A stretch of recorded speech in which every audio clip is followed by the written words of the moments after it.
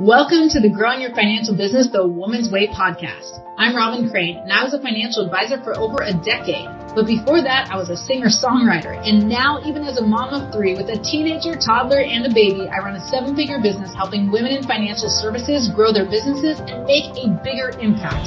In this podcast, I'll bring you financial advisors, industry influencers, and highly successful entrepreneurs to give you innovative strategies designed for women. So get ready to learn how to get in front of the right people, get more ideal clients, and be able to grow your ideal business so you can live your ideal life. Welcome to Growing Your Financial Business the Woman's Way. It's Robyn Crane here with Tandy Ervin, and we are going to talk about quick and easy processes and habits for success. So get ready. This woman is amazing. You won't be able to listen to this without smiling because Tandy is always smiling. If you can't you will feel it. But she is, we like to call her a young spring chicken. I can't even say young spring chicken because she is so young at heart and is willing to even share that in other ways, maybe not quite as young, but she's been in the industry, the financial industry at LPL since 2005. So 16 years. She dabbled at Edward Jones for a little bit and has been a CPA for over 30 years. So, she started when she was one, right? So welcome, Tandy. It's so good to have you here. Thank you. I'm thrilled, and I can't wait for this conversation.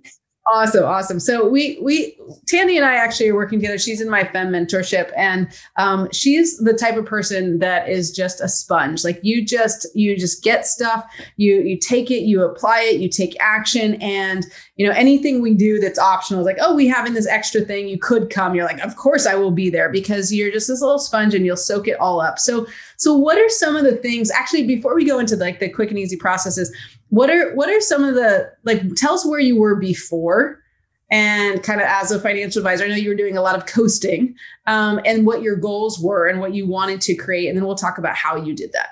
All right. Yes, absolute autopilot. My client base hadn't grown, my assets under management, my commissions, it was fine. But it certainly wasn't growing. Here came the pandemic, and it may not look like it, but I am an absolute introvert. And I thought, okay, we have leveled the playing field now. I don't have to go to happy hours and pretend like I'm having fun. So the universe works in strange ways. And when I decided I was going to take advantage of this stay-at-home business, here comes Robyn Crane's email. And I thought, oh my gosh, this is perfect. Because I didn't know about social media. I mean, I knew of it because that's how I see pictures of my granddaughter. But I never utilized it, any aspect of it for my business. But I knew I had to. I had no idea how. So that's how my business has assets under management have doubled. Commissions will double in this short time we've been together, less than a year, in probably 2 months. So that's results. And that's why I'm a sponge. And that's why I am coachable. And I do show up for everything because I knew where I was. That was the first thing. I knew where I was. I wasn't quite sure where I wanted to be, but it wasn't where I was. So I was like, okay, Tandy, you have a decision to make. Either sell this practice and do something else, or get busy and grow it. And I decided to get busy and grow it. Awesome. And you've done amazing. But so going back to, so you were coasting, you were kind of, I know you told me that, so you came into the industry in 2005 and you obviously had an accounting practice. So did you start and build your business from bringing clients from the accounting practice? Yes and no. I was in corporate accounting. And when you are successful in corporate accounting, you get the nice corner office and you get really far away from the product and the customer. So my emotional satisfaction was gone. I could have been selling widgets to Eskimos. I mean, it's just, so I knew I had to do something. I did not want to give up 20 plus years of finance. So that's what led me to financial advising. And the fact that I could see my peers, my neighbors, my different communities struggling with money. And at that time, I was one of them. And I thought, this is ridiculous. I have all these years, all this education. What's going wrong here? And I thought, wow, if I could get this figured out, share it with others, what a win-win that would be. And then I could feel like I was contributing, which is what was missing in pure accounting. Awesome. So here was the other thing. Because I got this late in the game, people assumed I had been in the business. So I was a newbie, but, they didn't ask and I didn't say. So there are some advantages. That's great. So people just assumed you'd been in the industry for a long time, because you told me before we started recording that you had about 10 million under management. So you were doing about $10,000 a month. So you made that happen. It sounds like pretty quickly, coming from, which is amazing, by the way. Like, this is way pre-Robyn. Like, I mean, you created a foundation with your, with your warm market, basically. And after going from corporate, not even having your own business, to starting your own business, got to 10 million under management. Is that right? That is correct. And people saw me as a finance person. So that helped. Mm-hmm. So they assumed there again that I knew a lot more than I did. Doing financial statements for a company is very different than putting a portfolio together. But there was an assumption. So I came into the business with some credibility, even though I didn't have a lot of years. And I had different communities. I did have my tax clients, very few. And then I had my corporate people. So, yeah. And then what was your goal, like, for AUM? Because I know you're an AUM person, like you wanted more AUM. Like, tell about your goal and how long you had that goal. Every year it's to add $10 million assets under management. Needless to say, I replace what, dies or goes away or whatever, but that was it. How long? A lot of market fluctuations in that time. How long did you have that goal? Oh, at least 10 years. At least 10 years. Okay. And so then you came in, and we're going to share those processes and stuff in a second. But then you came in, you started to change things. I know you did a lot of activity, but where are you now? And then we'll tell them how you got there. So where are you now as far as additional assets under management on top of that 10 million? Oh, I've gotten my additional 10 million. Boom. Oh, yeah. Oh, yeah. Yeah. Last time we talked, I think it was 9.5. So you hit it. Wow. Oh, absolutely.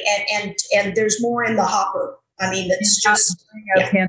Yeah. Okay, cool. So that's amazing. So that's why I wanted to bring Tandy on, because you've had such incredible results, and that's pretty exceptional to have a goal of bringing on an additional 10 million for 10 years and not doing it. And then just in 1 year like that, because you're really focused and you did it. So let's talk about like some of these quick and easy, because you said quick and easy, which I think is really important as far as the quick and easy part, because I think most of what it's taught in the industry has to do with kind of the grind and like spending a lot of time and going networking. Like you said, we didn't have that option during the pandemic, but what have you done that was quick and easy, and tell me a couple different processes or habits that you have in place now.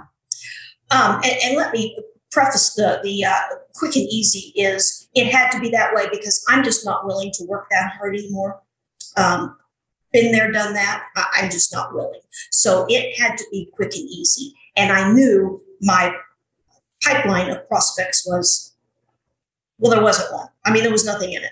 So the first thing I did was incorporate a LinkedIn campaign to simply reach out to people as quickly and as easily, and automated process, which I gave all to my assistant, who I do have a full-time assistant.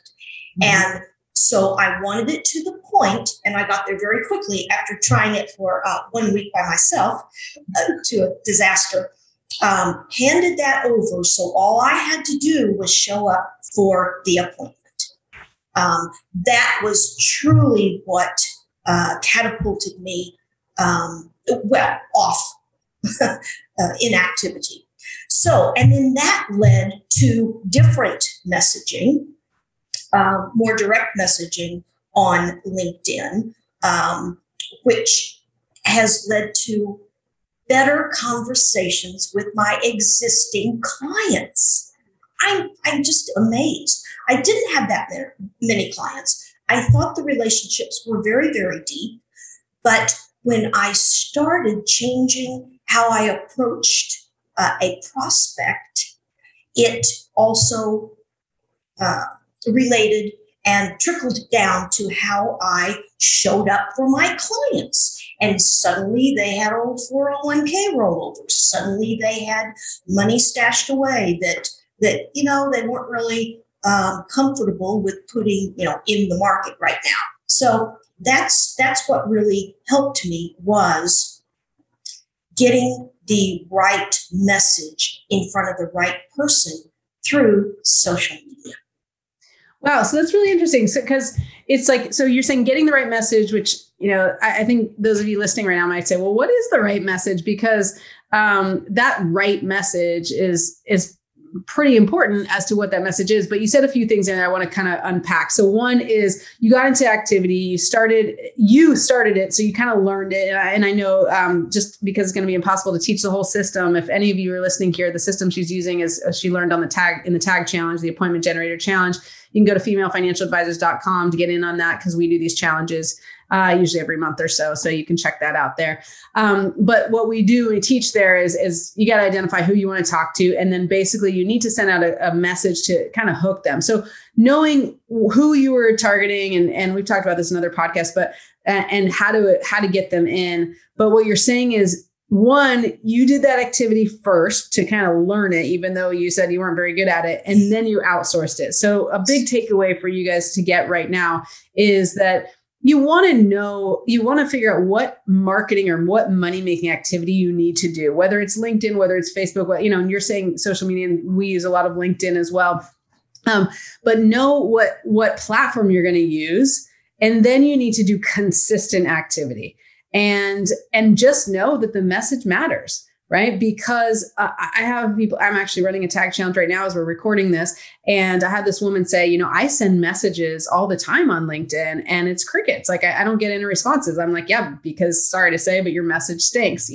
It's just because people are saying things about what they do and about rolling over 401k or about, stuff that no one wants to hear. And so they don't respond. So it's important that you have a message that actually has a hook or gets them to respond. But just as equally important is the activity and the consistency. So, and you, just like, Tandy, those of you listening, like you probably shouldn't be doing it. If you can get someone else to actually do the activity, once you systematize it and you have it as a process, which is why we're talking about processes, is that you get someone else to do it and you're still having money-making activities done for you. So one is you have activity, you know how to do it, and then you outsource it.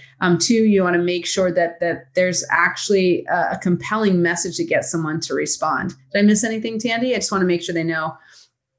No, I mean, that summed it up. But from my perspective, I can't emphasize enough this tag challenge was truly the answer to my prayer, in that it was automated. I mean, it just happened. I still use it, and I will continue to use it. And I've been taught through your course, through our relationship, so many other avenues, and this one works very well. And when I tire of it or it doesn't, I'll have something else to draw upon.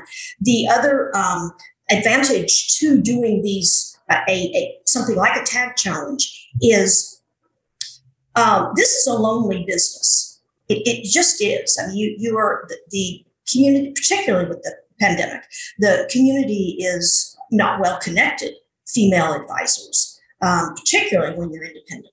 So this has really helped that I have this support group. And I didn't realize that until I had it, how much I needed it. That's awesome. That's awesome. And yeah, again, the appointment generator challenge, it's a 5-day challenge. You get 5 qualified appointments in 5 days. You can check it out at femalefinancialadvisors.com. Hopefully that link will get you there. If it's not getting you there, it's because we're not having it right this second that you're listening to this, but hopefully it will. So let me go back to kind of unpacking what you said. So one is that you, if I can remember the steps that we're just creating right now, but one is that you need to have that activity consistent. You do it first, then you outsource it. 2 is that you need a message that's compelling. 3, what you said is that, and I've heard you say this a lot when I brought you on to talk to actually women in the tag challenge and women in the community, is that what you did in one area really extrapolated or trickled down to you doing it better in another area. And even though, one of the strategy I teach in this 5-day challenge is going to a cold audience and attracting a cold audience and talking to a cold audience. What happened with you was actually, because you did have some foundation, some book of business, it actually helped you be better with your existing clients. And you took the not just the strategy of how to have these conversations, but also the experience of having the conversations, of really listening to understand, well, what is it that they really want that they don't have, and what's holding them back from getting there? And then you brought that to your existing client base and started having better conversations, deeper conversations. And it's not just that timing, all of a sudden, 2020, everybody has rollovers and has all this money and has all these needs. It wasn't that the environment brought that, it's that you changed. And so you brought that conversation change. So you brought that to your clients. And then all of a sudden it was more like, I see that I should roll that over. I should do something, because it's now there's the way I already know, because I know how you've shifted the way you talk to people, but it's like helping people recognize that, because you said, they don't want to put the money in the market. Like, not having the money in the market also has a risk, and having conversations where you're not trying to sell them, but you're really trying to serve them. And that conversational shift is what got you 10 million under management, mostly from existing clients, right? Was it mostly from clients? Right. Yeah. Yes. Yeah. And you brought up another good point. I started with the messaging, but after I got them hooked, my skill set had to shift to the listening. The listening was very, very important, and knowing, there again, the right questions to ask to dig deeper. So yeah, my first skill was simply getting them hooked, and that is all about messaging. But then once you get them, you've got to shift and hone those listening skills. Yeah, that's so true and so amazing. And one of the things I've been talking a lot about with the women that I'm teaching these concepts to is that first conversation, and this might sound kind of weird, but that first conversation where you don't know the person, and typically like the way it's taught in the industry is more very financially based, right? It's like you want to know, because as you're talking to people who probably are already indicating they want some help in some regard. So you can just start talking about a 401k, or you can start talking about an annuity. And I always say, stop selling the box, stop selling the annuity, or the box is like the annuity or the vehicle, right? But actually sell the result. And the way that you quote unquote sell the result, or really get them to feel like you can solve their problems and get them the result, is to find out what results they want and what is it they really want, what's holding them back. And what I found is that a lot of these women who are having initial conversations were having the wrong conversation.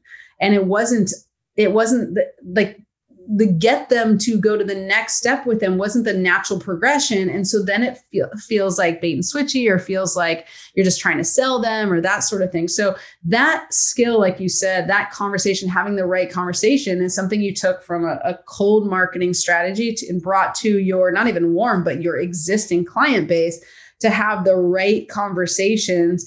And that opened up doors. And that's amazing. Anything to add to that?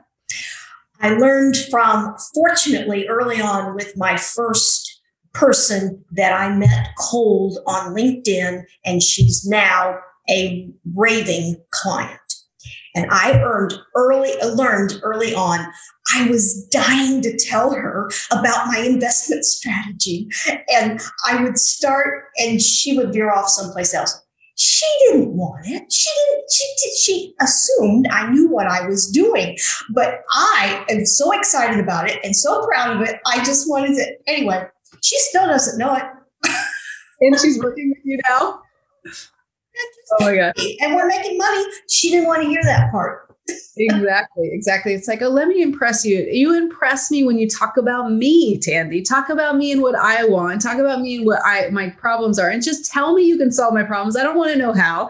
Just tell me you can solve my problems. Tell me you can get me the result. And I trust you, girl. Like, now go get them. Okay, that's awesome.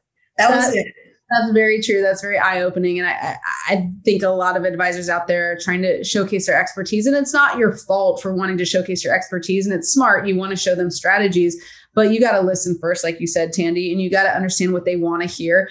And also, just because the industry tells you to do that doesn't actually mean that the person wants to hear that. And I talk a lot about this, Tandy, you know very well about this, but there's this pyramid that Chet Holmes talked about in his book, The Ultimate Sales Machine. He talks about how 3% out there, let's say in the market, are looking to buy, meaning they're in your case, looking to hire an advisor. And then 7% are open to it. They're open to hiring someone. 30% aren't thinking about it. 30% don't think they're interested, and 30% know they're not interested.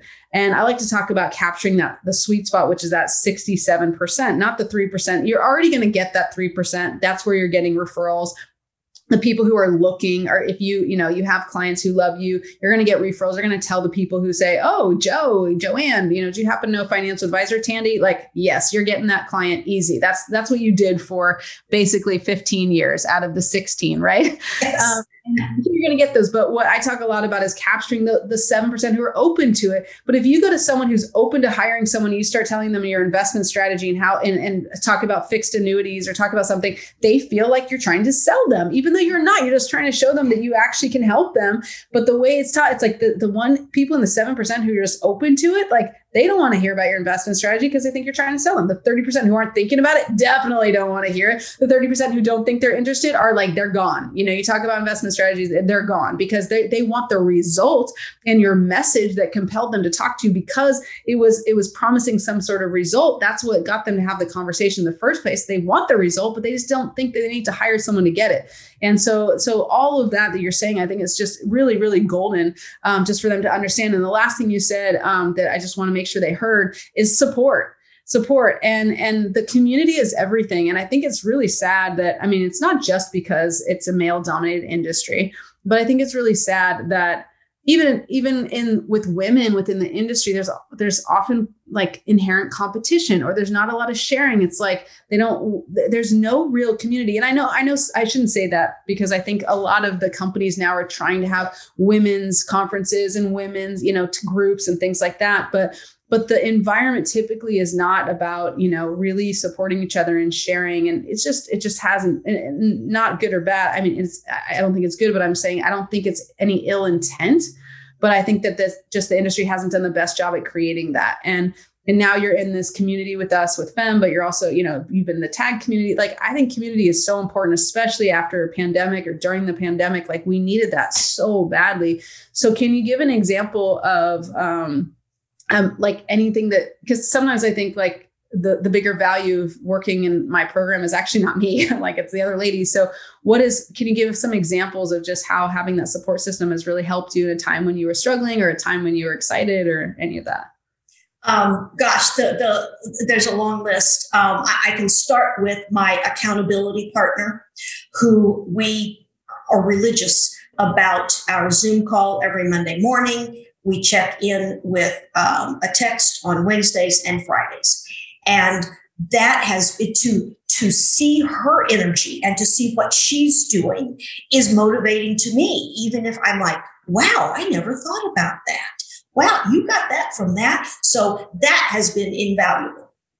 And by the way, that's Heather Beningay, who we had on another podcast, How to Attract the Right Prospects. So if you haven't seen that one yet, go check it out. Heather's amazing. But this what a wonderful pair, you two. Yeah, she's awesome.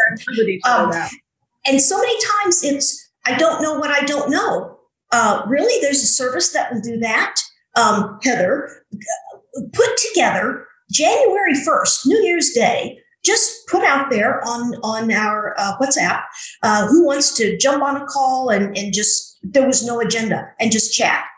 that was the most valuable time I spent. I mean, I got a newsletter recommendation. I've always wanted to do one, but I don't want to write it. I got a platform or a portfolio construction. I was just amazed. And there were things I didn't even know about. And these women, they just jumped on the hour call like it was nothing. And so yes, not to mention the frequent opportunities you create for calls and just brainstorming.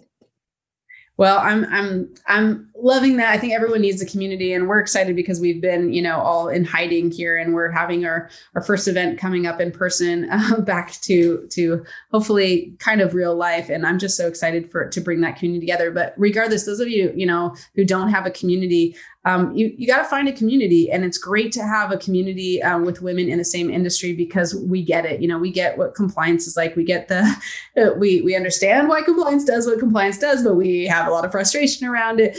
So it's like, we understand that, and it's great to have an accountability partner and woman in the industry to help you. So if you're not in our community, find a community or find another couple women that you can just have conversations with weekly about how you feel, what you want to do, what you want to focus on, share ideas. Like that's the power of the masterminding. I know that they talk about that in Think and Grow Rich, but just having other women around you who have so much to offer. And I think it's just as valuable, the vulnerabilities. And there's a lot of, we were talking about this and actually in the tag challenge yesterday about Ashley's my COO, and she said, success breeds success, because we say that a lot, and I'm sure we took it from someone, but we say success breeds success. When I see that Tandy's successful and after 15 years of, having the same, coasting, having 10 million under management, to then in 1 year, which most people would say was the hardest year that's ever existed, and maybe outside of 2008, those of us who experienced 2008, but and really, really difficult in many different ways, to then bring on another 10 million. That's double. Like that's like the whole different life because of what you created and what you did. But to be able to do that and then to share those successes, and not feel bad about it, and not feel bad about making money, feel good about it, because the more money you make, the more people you help, as my book talks about, make more money, help more people. But then also to share the vulnerabilities. And we had someone, I'll just share this. I don't know if you saw this, Tandy, but someone in our group, she had told her accountability partner that she said, "Don't let me quit." And I heard about this, and it was like, she didn't want to say her that, but it's like, she said, it's kind of a little bit like, "Don't let me quit." Like, we didn't want her to quit. And she also, we had a call with her, and not in a way to put her on the spot, but I was like, "Girl, I got your back. You just go do this stuff, but let's just focus on one thing at a time. And trust me, it will work." Cause she was just in one of those points. And that, her asking for that, and she came on a call with all of us and was really vulnerable and sharing that she was struggling and she's feeling overwhelmed. And we just made it so simple. And then yesterday, you might have seen, I'm not going to share her name here, but Tandy, yesterday she shared that she got her client. This was completely from the cold marketing strategy used. She got her first client, made $2,000 right on the spot there for her financial plan, which she used to charge way less. I think the most she ever charged was $1,000. And she's like, "This woman is so excited to work with her." And I'm like, "That's right, baby. You just need to stick with it." And that vulnerability, and then to share that win and to see that growth in such a short period of time is just so inspiring. And so I hope all of you out there get a lot of value out of this. Really, the processes, and habits, it's about activity. It's about outsourcing some things. It's about getting the support. It's about making sure that you're learning how to extract from them, what do they want? What's holding them back? And when you do all of these things, then you can provide more value. You can have a better life. So thank you, Tandy, for joining us. Thanks for letting me chime in there and kind of decode this for the listeners out there, because I know when I bring someone on in my world who's using my systems, I want to make sure to give some of those systems away. Anything else you would like to add before we say goodbye? My closing statement is, I have fallen in love with my business again, and it's been a long time. That's beautiful. I love that. And we talk about ideal business, ideal life, and that could get me to tears, because you're doing most what you're doing every single day is you're focused and you're spending time on your business. And if you can have the ideal business, baby, you can have the ideal life. So proud of that. If anyone wants to contact Tandy, I know she's super open to talk to anyone, because she's just one of the most loving people I've ever met. I have to say one of, so my other, my ladies don't feel, because it's truly I love every single one of my clients. It's just so beautiful, wonderful, wonderful people, wonderful community. But Tandy is always willing to help, and you can find find her at? What's the best way to find you, Tandy? Oh, an email would be just, I'd be so flattered. And it's Tandy.Ervin. So that's T as in Tom, ANDY dot ER, V as in Victor, IN at LPL, LarryPaulLarry.com.